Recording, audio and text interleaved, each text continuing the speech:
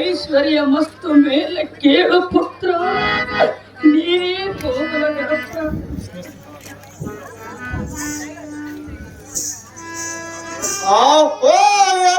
ಪಣದ ಮಾತೆ ಏನಿದು ನಿನ್ನ ಮುಖ ಚರ್ಯದ ರೀತಿ? ಅಮ್ಮಯ್ಯ ಮಗನೇ,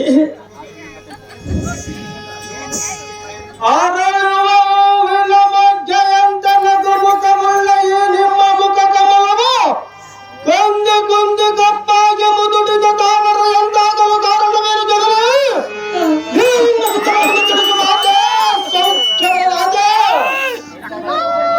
ಅಮ್ಮಯ್ಯ ಸುಮ್ಮನೆ ಕೂತ್ಕೊಳ್ಳಿ. ಈ ರೀತಿ ಮಾಡಿರಲು ಕಾರಣ ಏನೆಂದು ಕೇಳಿಯಾ?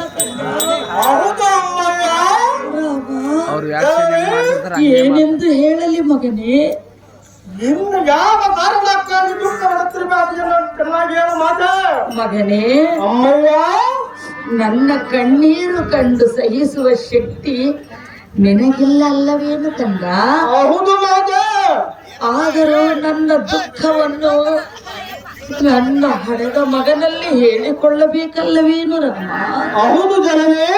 ಕಂದ, ಅಮ್ಮಯ್ಯ ಚೆನ್ನಾಗಿ ಕೇಳು ಮಗನೇ. ಅದು ಏನು ಚೆನ್ನಾಗಿ ಹೇಳಪಡದ ಜನನೇ?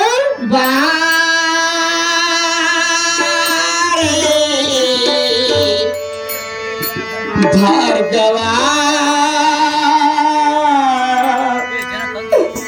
ನಾ ಸಹಿಸೆ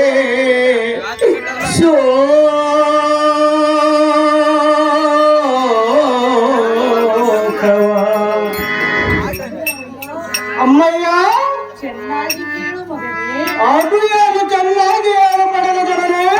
ಬಾರಿ ಭಾರ್ಗವ ನಾ ಸಹಿಸೆ ಶೋಕವ. ಬಾರಿ ಬಾರಿ ಭಾರ್ಗವ ನಾ ಸಹಿಸೆ ಶೋಕವ.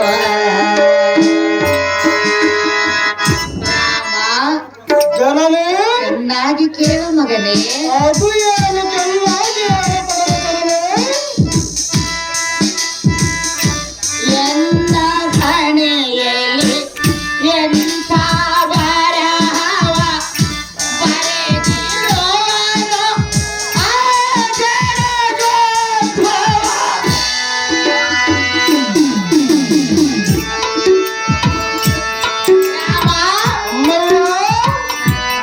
ಆ ಬ್ರಹ್ಮನು ನನ್ನ ಹಣೆಯಲ್ಲಿ ಎಂಥ ಬರಹವನ್ನು ಬರೆದಿರುವನು ಕಂದ. ಆ ಸೃಷ್ಟಿಕರ್ತನಾದ ಬ್ರಹ್ಮನು ನಿನ್ನ ಹಣೆಯಲ್ಲಿ ಅಂತ ಬರಹವನ್ನು ಬರೆದಿರುವನು ಮಾತೆ. ಬ್ರಹ್ಮನು ಬರೆದ ಬರಹವನ್ನು ಬದಲಿಸಲು ಯಾರಿಂದಲೂ ಸಾಧ್ಯವಿಲ್ಲ ರಾಮ. ಅದು ಏತಕ್ಕೆ ಸಾಧ್ಯವಿಲ್ಲ ಜನನೇ? ಮಗನೇ, ಅಮ್ಮಯ್ಯ ಬ್ರಹ್ಮನು ಬರೆದ ಬರಹವನ್ನು ಬದಲಿಸಲು ಆಗಬಹುದೇನು ಕಂದ? ಅಮ್ಮಯ್ಯ ರಾಮ, ದಾನ ಮಾಡಿದರ ಧರ್ಮ, ಪಾಪ ಮಾಡಿದರ ಕರ್ಮ ಯಾರಿಗೆ ತಿಳಿಯಲಾರದು ಆ ಬ್ರಹ್ಮನ ಮರ್ಮ. ಹಾ, ಈ ನಿನ್ನ ಮಗನ ನಿನ್ನ ಹಣೆ ಬರಹವನ್ನು ಬದಲಿಸುವನು ಈ ನಿನ್ನ ಮಗ ಮಾರ್ಗವರಾಮ. ಮಗನೇ, ಅಮ್ಮಯ್ಯ ಆದರೂ ನನ್ನ ಹಣೆಯಲ್ಲಿ ಬರೆದ ಬ್ರಹ್ಮನ ಬರಹವನ್ನು ಬದಲಿಸಲು ಸಾಧ್ಯವೇನು ಮಗನೇ? ಅದು ಯಾತಕ್ಕೆ ಸಾಧ್ಯವಿಲ್ಲ ಜನನೇ? ಕಂದ, ಅಮ್ಮಯ್ಯ ಎನ್ನ ಹಣೆಯಲ್ಲಿ ಎಂಥ ಬರಹವ ಬರೆದಿರೋನು ಆ ಜಡಗೋದ್ಭವ. ಬ್ರಹ್ಮ ಬರಹವ ಬದಲಿ ಮಾಡೋ.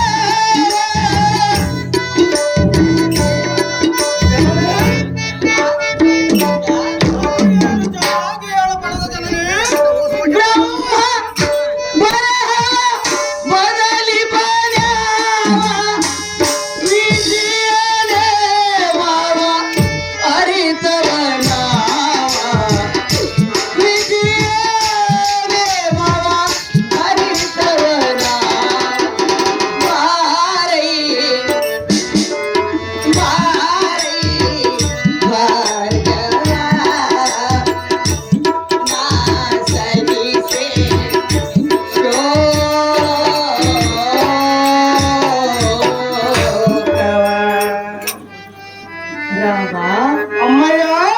ಬ್ರಹ್ಮನು ನನ್ನ ಹಣೆಯಲ್ಲಿ ಎಂಥ ಬರಹವನ್ನು ಬರೆದಿರುವನು ಕಣ್ಣ. ಆ ಸೃಷ್ಟಿಕರ್ತನಾದ ಬ್ರಹ್ಮನು ನಿನ್ನ ಹಣೆಯಲ್ಲಿ ಎಂತ ಬರಹವನ್ನು ಬರೆದರೆ ಕೂಡ ಚಿಂತಿಸಬೇಡ ಜನನೇ.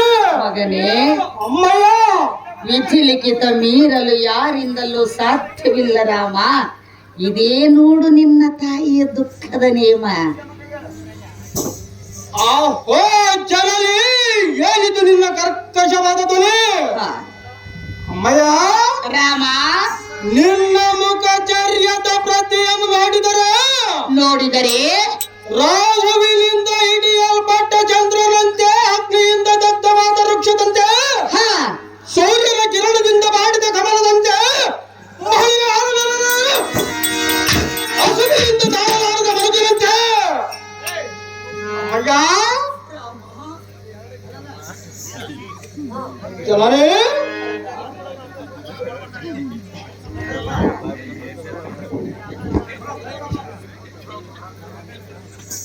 ಈ ನಿಮ್ಮ ಮುಖ ಕಮಲವು ಕಲಗುಂದಲು ಕಾರಣವೇನು? ಅಮ್ಮಯ್ಯ, ರಾಮ, ಇಂಥ ಹೃದಯದೋಳ್, ಈ ನಿನ್ನ ಹೃದಯದೋಳ್ ಇಂಥ ಹಲವೆಂಬರಿಸಿ ಈ ನಿನ್ನ ದುಃಖಕ್ಕೆ ಕಾರಣರಾದವರ ಹೆಸರನ್ನು ಹೇಳ ಮಾತೆ. ಒಂದೇ ಅರಗಳಿಗೆ ಅವರ ಕತ್ತನ್ನು ಕತ್ತರಿಸಿ ನಿನ್ನ ಪಾದಕ್ಕೆ ನನ್ನ ಅಪ್ಪಿಸಿ ಬಿಡುವರು ಜನರೇ. ಅಮ್ಮಯ್ಯ, ನನ್ನ ದುಃಖಕ್ಕೆ ಕಾರಣ ಏನೆಂದು ಕೇಳಿದೆಯಾ? ಹೌದು ಜನರೇ. ಕೇಳಬೇಡ ರಾಮ. ಏನು ಚೆನ್ನಾಗಿ ಹೇಳಿದರೆ ಮಗನೇ, ಅಮ್ಮಯ್ಯ, ನಾದರೂ ನನ್ನ ದುಃಖವನ್ನು ಕೇಳಿ ಸಹಿಸುವ ಶಕ್ತಿ ನಿನಗಿರುವುದೇನು ಕಂದ? ಈ ನಿನ್ನ ಸಂಕಟವನ್ನು ನೋಡಿ ಸಹಿಸಿಕೊಳ್ಳುವ ಶಕ್ತಿ ನಾನು ಪಡೆದುಕೊಂಡು ಬಂದಿಲ್ಲ ಜನರೇ. ರಾಮ, ಅಮ್ಮಯ್ಯ, ಆದರೂ ನನ್ನ ಕಣ್ಣೀರು ಕೇಳಬೇಕೆಂಬ ಆತುರ. ಹೌದು ಜನರೇ. ಮಗನೇ, ಅಮ್ಮಯ್ಯ, ಏನು ಎನ್ನಯ ದುಃಖವ ನನ್ನ ತಂದೆಯು ತೀರಿದ ತಾಪ. ನಮ್ಮ ತಾತನಾದ ಕರ್ತವ್ಯರಾರ್ಜುನನು ನಮ್ಮ ತಾತನು ಯಾವ ಕಾರಣದಿಂದ ಮರಣ ಹೊಂದಿದನು ಜನರೇ?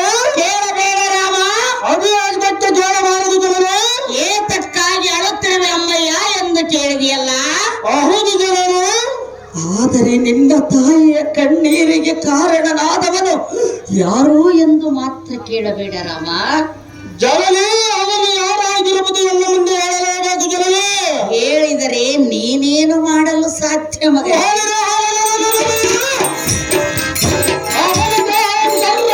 ತುಂಡು ತುಂಡನ್ನಾಗಿಸಿ ರೋಗ ಹತ್ತು ಕಾಗಿಗಳಿಗೆ ಹಬ್ಬದೂಟವನ್ನಾಗಿಸಿ ಬಿಡುವ. ಬೇಡ ಮಗನೇ. ಅದು ಹೇಗಕ್ಕೆ ಬೇಡ ಮಾತು? ತಂದೆಯನ್ನು ಕಳೆದುಕೊಂಡ ಕಣ್ಣೀರೇ ಇಂಗದಿದ್ದಾಗ ಅಥಮನ ವಿಚಾರ ತಿಳಿಸಿ ನಿನ್ನನ್ನು ಕಳೆದುಕೊಳ್ಳುವ ಶಕ್ತಿ ನಿನ್ನ ತಾಯಿಗಿರುವುದೆಂದು ತಿಳಿದುಕೊಂಡೆ ಯಾಕಂದ ರಾಮ.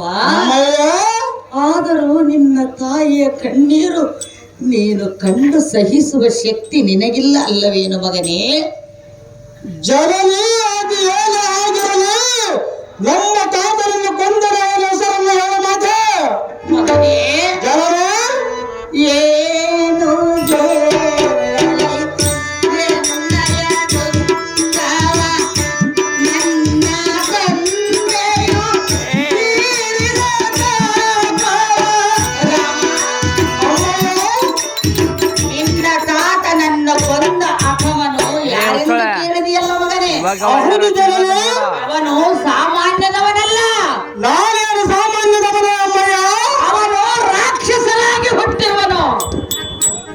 33 ಕೋಟಿ ರಾಕ್ಷಸರನ್ನು ಸಂಹರಿಸಿದವನು ಈ ನಿನ್ನ ಮಗ ಭಾರ್ಗವರಾಮನ ಮಾತೆ. ಆಗರವರ ವಿಚಾರ ತಿಳಿದುಕೊಳ್ಳಬೇಕೆಂದಿರುವೆಯಾ? ಅವನ ವಿಚಾರ ತಿಳಿಸಲೇಬೇಕು ಮಾತೆ. ತಿಳಿಯದೆ ನೀನಿಲ್ಲಿಂದ ಹೋಗಲು ಸಾಧ್ಯವಿಲ್ಲವೇ ರಾಮ? ಒಂದು ಹೆಜ್ಜೆ ಕೂಡ ಕದಲುವುದಿಲ್ಲ ಅಮ್ಮಯ್ಯ. ಮಗನೇ, ಜನರೇ, ಅವನ ವಿಚಾರ ಹೇಳಿದರೆ ನೀನೇ